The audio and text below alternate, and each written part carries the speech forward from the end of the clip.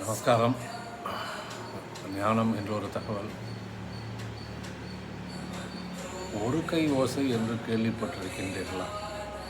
அதாவது சத்தம் ஓசை எழுப்ப வேண்டுமென்றால் நாம் இரு கைகளையும் சேர்த்துத்தான் தட்ட வேண்டும், அப்பொழுதுதான் ஓசை எழும். ஆனால் ஒரு கை ஓசை என்று சொல்லப்படுகின்றது ஞான மார்க்கத்திலே. இது ஜென்னிலே மிகவும் பிரசித்தமானது. ஒரே ஒரு கை அது ஓசை எழுப்புமா என்ற கேள்வி இருக்கிறது. ஆனால் அவர்கள் சொல்லுகின்றார்கள் ஒரு கை ஓசை என்று. அது ஒரு கை ஓசை என்றால் என்ன? அதாவது நமக்குள் ஒரு நாதம் ஒலித்து கொண்டிருக்கின்றது. அது எந்த விதமான இரு பொருட்கள் சேர்ந்து உண்டாக்கும் நாதம் அல்ல. அது தன்னிச்சையாக சுயேட்சையாக அந்த நாதம் ஒலித்து கொண்டிருக்கின்றது. அதைத்தான் ஒரு கை ஓசை என்று சொல்வார்கள் ஜென்னிலே. அத்தகைய நாதத்தை நம்முடைய சித்தர்கள் முனிவர்கள் அநாகத நாதம் என்று சொல்வார்கள். எப்பொழுதும் ஒலித்து கொண்டிருக்கும்.